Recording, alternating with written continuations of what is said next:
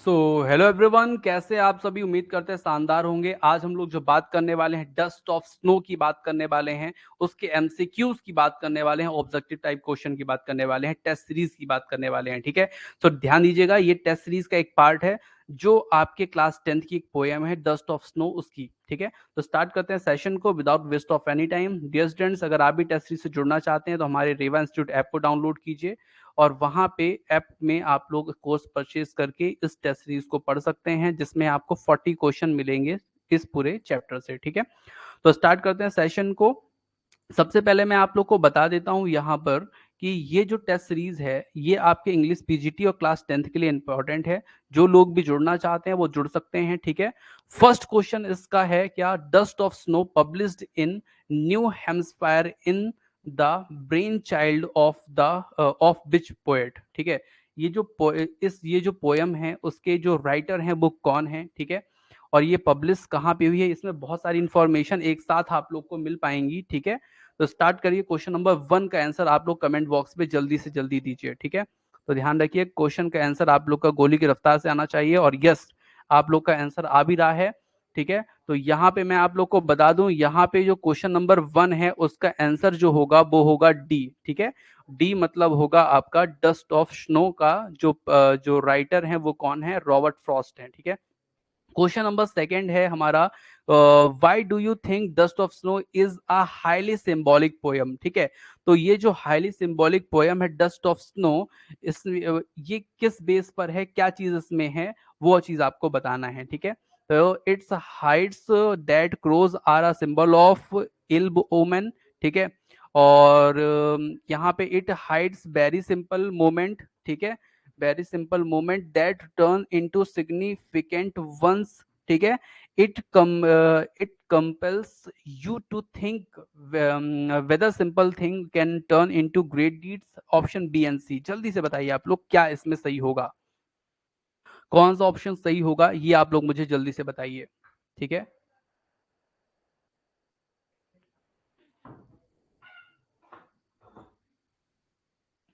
तो यहाँ पे जो ऑप्शन आप लोग के आ रहे हैं वो इसमें एक्चुअली अब ये कठिन थोड़ा सा है, हो सकता है आप लोग को लग रहा हो, लेकिन हाँ आंसर आप लोग के सही आ रहे हैं, ये अच्छी बात है। तो यहाँ पे आंसर इसका होगा डी। ठीक है, बी और सी, मतलब it's hides very simple movement that turn into significance ones. ठीक है, मतलब यहाँ पे एक ऐसा टर्न है जिसमें सेट टू सीधे क्या हो जाता है, डेस्परेट से सीधे हैप्पीनेस में बदल जाता है scene. It compels you to think whether simple thing can turn into great deeds. ठीक है, और वही चीज जो है पूरे क्या कहते हैं, पूरे दिन को बदल देता है। ठीक है, ये चीज है।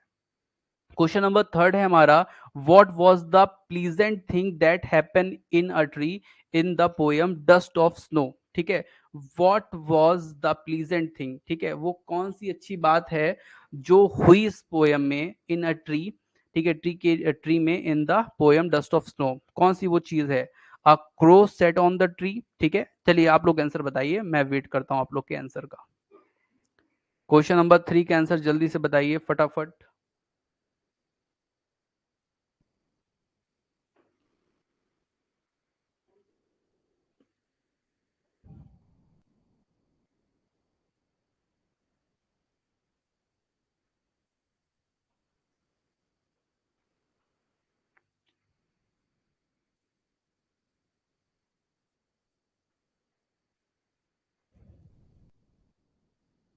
ठीक है, 3 का बी सभी लोग बोल रहे हैं। चलिए मैं आप लोग को आंसर बता देता हूँ, 3 का आंसर बी बिल्कुल सही है, dust of snow on the poet change his mood. ठीक है, जो उसके ऊपर डस्ट ऑफ स्नो गिरा था, स्नोफॉल हुई थी, उसके कारण उसका जो मूड है वो बदल गया था, यही पूरा पोयम है। ठीक है, अगर आप भी रेवा इंस्टीट्यूट की टेस्ट सीरीज ज्वाइन करना चाहते हैं या मुझसे डायरेक्ट कोई संपर्क करके कोई चीज पूछना चाहते हैं तो ये मेरा संपर्क सूत्र है, इसमें आप कर सकते हैं। और रेवा इंस्टीट्यूट ऐप भी डाउनलोड कर सकते हैं और अपनी तैयारी कर सकते हैं। ठीक है, क्वेश्चन नंबर आपका है 4 नंबर। ठीक है, वो क्या है, dash is just an ordinary happening. ठीक है, the poet standing below a tree, the snowfall on the trees, sudden change in the poets mood, the arrival of a crow and it's sitting on the hemlock tree. जल्दी से इसका answer आप लोग मुझे बताइए question number 4 का।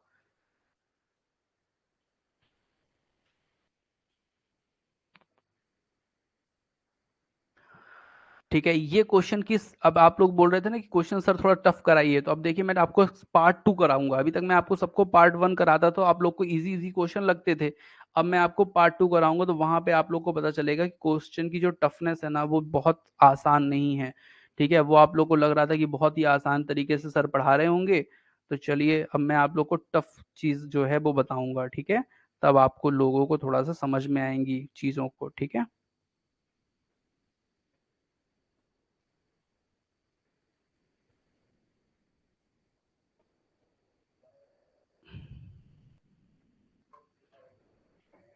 So dear students, यहाँ पे मैं आप लोग को बता दूं, यहाँ पे क्वेश्चन नंबर 4 का आंसर होगा डी। डी में मिलेगा the arrival of a crow. ठीक है, and it's sitting on the hemlock tree. ठीक है, तो जो क्रो है वो आता है, अराइवल आता है, कहाँ पे बैठता है? ट्री पे, हेमलॉक ट्री पे वो क्या करता है? बैठता है। ठीक है, तो ये जो है यही मेन चीज होती है। ठीक है, the poet standing blow a tree. ठीक है, ऐसा खड़े होने की कोई बात नहीं है। The snowfall on the tree, snowfall on the tree पहले से नहीं हो रहा होता है। ठीक है, sudden change in the poets mood.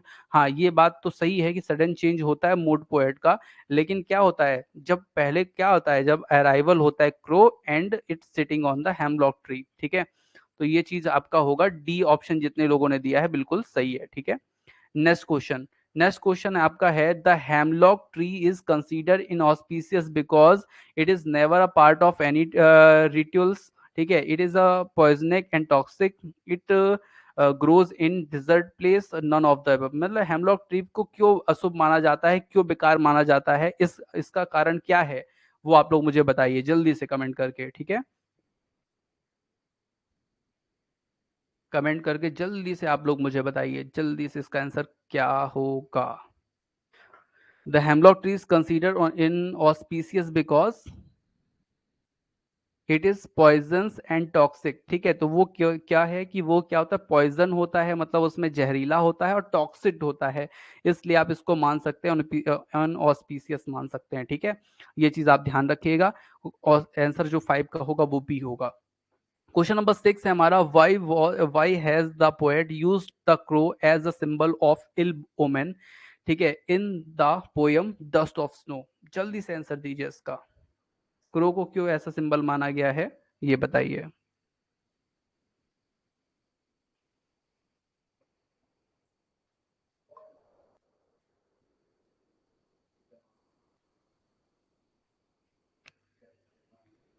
Women मतलब होता है आपका, कह सकते हैं सगुन, असगुन, या इल, हाँ यहाँ पे इल लिखा है ना, इल ओमेन, इसका मतलब असगुन हुआ। ठीक है, अशुभ कह सकते हैं आप। सो इसका आंसर 6 का जो आप लोग के आ रहे हैं आंसर, वो आ रहे हैं लगभग, आप लोग के आंसर आ रहे हैं सी, ए, बी। अच्छा, देखिए, why has the poet use the crow as a symbol of ill omen. ठीक है, in the poem dust of snow, it is black in colour, काले कलर के कारण ऐसा है क्या? नहीं। It constantly make a scary sound, scary sound मतलब बेकार करता है, इसलिए it is fearsome, scary and survives on eating bad things. तो यहाँ पे इसका जो रीजन दिया गया है वो आंसर होगा सी, 6 का आंसर होगा सी। और it is not good sight to see, ऐसा नहीं, इसका सी आंसर होगा। इसका मतलब थोड़ा सा, मतलब वहां पे भयानक वाला माना जाता है, स्कैरी, डरावना। ठीक है, और survives on eating bad thing, क्योंकि वो अपना जीवन खराब चीजों को खाकर यापन करता है, इसलिए उसको खराब माना जाता है, ऐसा यहाँ पे लिखा गया है। ठीक है, ये ध्यान रखिएगा, इसका आंसर होगा सी। अब देखिए, बहुत सारी चीज आप लोग को पता नहीं होंगी जो आपको टेस्ट सीरीज में पता चलती हैं, इसलिए मैं बोलता हूँ आप लोग को test series is a very important thing. ठीक है, किसी भी परीक्षा की अगर आप तैयारी कर रहे हैं, उसको आप 100% कंप्लीट करना चाहते हैं, तो टेस्ट सीरीज वहां पे बहुत इंपॉर्टेंट पार्ट, बहुत इंपॉर्टेंट रोल अपना निभाती है। क्योंकि आपने थ्योरी पढ़ ली, आपने रिवीजन कर लिया, ये बहुत अच्छा है, आपकी 80% पढ़ाई कंप्लीट हो गई, मैं मानता हूँ 75% कंप्लीट हो गई, लेकिन 25-20% अभी आपकी पढ़ाई बची है, जो आपको यहाँ पे मिलेगी। ठीक है, what is the change of mood of the poet from the beginning to the end of the poem? from happy to sad, from angry to disappointed, from desperate to satisfy, from sad to happy।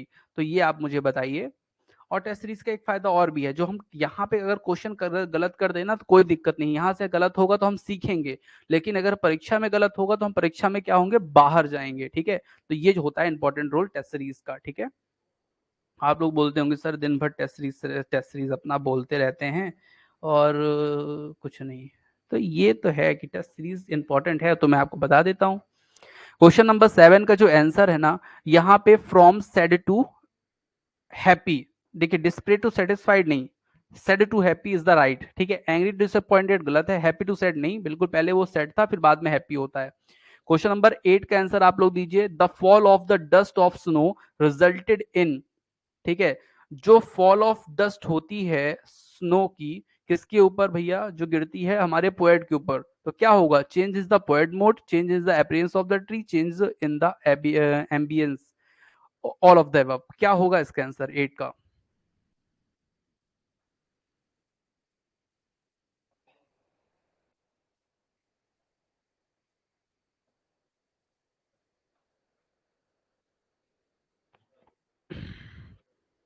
सो 8 का answer आप लोग के जो आ रहे हैं वो सबके A answer आ रहे हैं, वो बिल्कुल सही भी आंसर है। ठीक है, change in the poets mode, ये पोएट के मूड को क्या कर देता है, परिवर्तित कर देता है देवियों सज्जनों। क्वेश्चन नंबर 9 की बात करें, a change in the present condition of the mind can also be written as a change in thoughts, a change in word, a change in place, a change of mood. ठीक है, question number 9, और 9 का answer भी मुझे पता है, आप लोग बोलेंगे change in mood, mood is the right answer, change in mood is the right answer. देखिए क्वेश्चन आप लोग को ना एक अच्छे लेवल के क्वेश्चन मिलेंगे यहाँ पे। ठीक है, इसलिए मैं बोलता हूँ टेस्ट सीरीज को, अगर आप लोग को देखिए कोई कोई ऐसे भी टेस्ट सीरीज मतलब ऐसे ऐसे भी क्वेश्चन करा देते हैं कभी कभी, मतलब वो teacher actually 9th class 10th class के हिसाब से पढ़ाते हैं, तो इजीली क्वेश्चन कराते हैं, लेकिन यहाँ पे ना आपको अगर आप 30 क्वेश्चन तक पहुंच जाएंगे ना, तो आपको क्या लगेगा, एक टफनेस समझ में आएगी क्वेश्चन की। यहाँ ऐसे ही परीक्षा में क्वेश्चन आते हैं। ठीक है, क्वेश्चन नंबर 10 का आंसर बताइए आप लोग, why do you think the day had not gone well for the poet in the poem dust of snow? क्या रीजन है इसका? क्वेश्चन नंबर 10 का आंसर,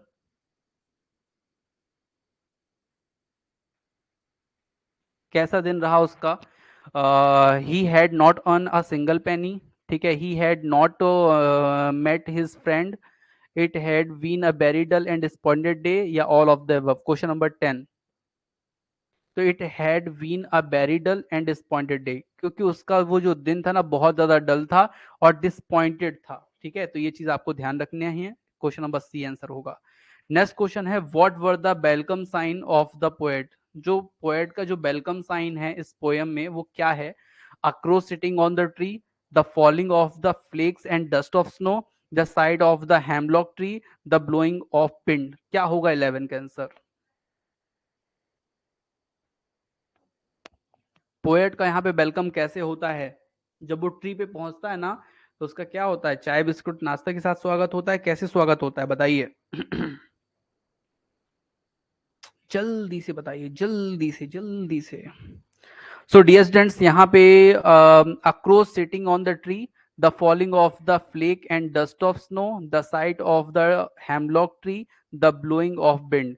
तो यहाँ पे जो 11 का आंसर होगा वो होगा क्या, मैं आपको बता देता हूँ। 11 का आंसर जो होगा वो होगा यहाँ पे B, the falling of the flake and dust of snow. ठीक है, वहां पे जो डस्ट ऑफ स्नो है वो इसके ऊपर गिरा दी जाती है कौवे के द्वारा। ठीक है, क्वेश्चन नंबर 12 की बात करें भैया, the poet spirit were uplifted because, जो पोएट की स्पिरिट है वो उठी, क्यों? Snow had fallen on him, he was standing below hemlock tree, a crow had come to give him company, he realize that he whole day and had not gone waste. तो इसका answer आप मुझे बताइए, इस जो poet है उसने अपना अच्छा दिन कैसे बिता लिया, कैसे वो उठा ऊपर? इसका आंसर मुझे बताइए जल्दी से कमेंट बॉक्स पे।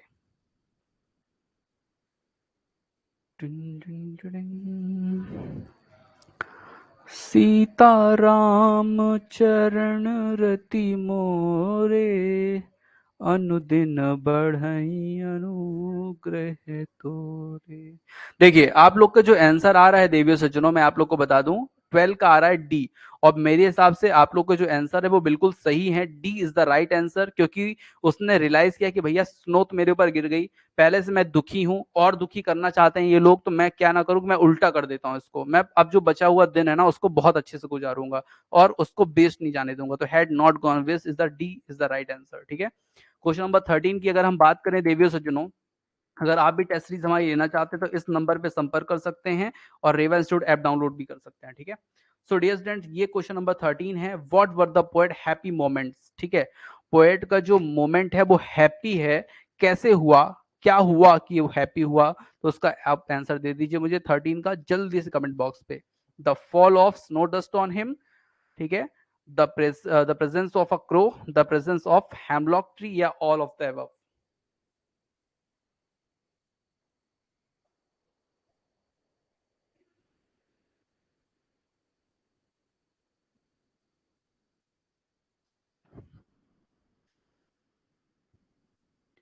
चलिए मैं देख लेता हूँ आप लोग के जो आंसर हैं, लगभग सबके ए आ रहे हैं, कुछ के बी आ रहे हैं और किसी के, चलिए तो सही है आंसर आप लोग का, बहुत बढ़िया, एक्सीलेंट वर्क।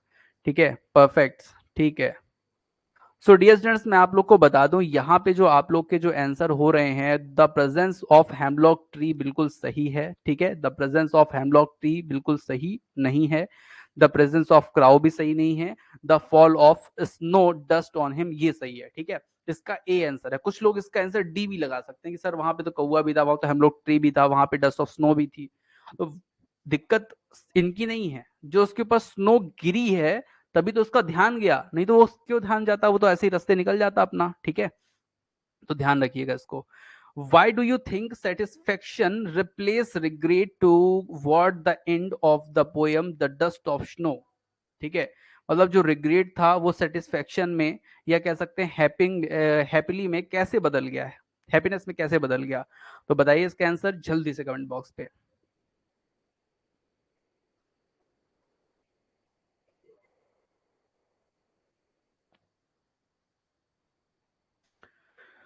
इस क्वेश्चन का 14 का आंसर मेरे हिसाब से होना चाहिए क्या, अप as a poet realize happily spend part of the day, मतलब उसने रियलाइज किया कि यार मेरा तो बेकार दिन चला ही गया, चलो आधे दिन को क्यों ना अच्छा गुजार लें। ठीक है, question number 15, what was the impact of the sudden movement of the crow.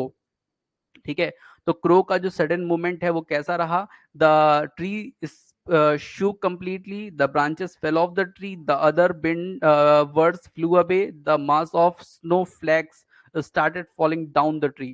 बताइए क्वेश्चन नंबर 15 का आंसर आप लोग मुझे गोली की रफ्तार के साथ।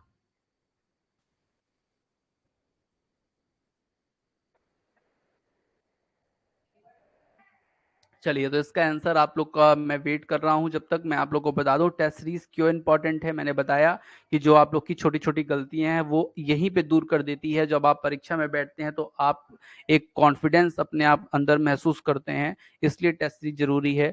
जो गलतियां हम यहाँ कर रहे हैं वो परीक्षा में न करें, इसलिए टेस्ट सीरीज जरूरी है। ठीक है, और जो हमारी कमी यहाँ रह गई है उसको हम पूरा करके परीक्षा में बैठें, इसलिए टेस्ट सीरीज जरूरी है। ठीक है, तो डियर स्टूडेंट्स यहाँ पे जो आपका क्वेश्चन नंबर 15 है उसका आंसर अगर आप लोग डी दे रहे हैं तो वो बिल्कुल सही आंसर है। ठीक है, लगभग सभी लोग ने दिया भी है। ठीक है, और आज के सेशन में हम लोग इतना ही पढ़ने वाले हैं, 2 पोएम को। अगली जो 4 पोएम है यूनिट आपके 13 की, वो अगले 2 दिन में हो जाएंगी, और उसके बाद यूनिट हम लोग पढ़ेंगे 14 की जो पोएम है उसको भी हम 3 दिन में समाप्त करेंगे। ठीक है, मतलब इस वीक में आपके 2 यूनिट कंप्लीट होंगे इसी तरह से, और उसके बाद फिर हम लोग क्या करेंगे, अगले यूनिट्स में चलेंगे। ठीक है, तो thank you for watching dear students. पढ़ने के लिए और भी कोई चीज हो, जानकारी लेनी हो, आप मुझसे एनी टाइम संपर्क कर सकते हैं, व्हाट्सअप में इसी नंबर पे या कॉल करके। ठीक है, और रेवा इंस्टीट्यूट ऐप डाउनलोड करके। ठीक है, तो थैंक यू फॉर वॉचिंग, मिलते हैं नेक्स्ट सेशन पे। Good luck, good night all of you.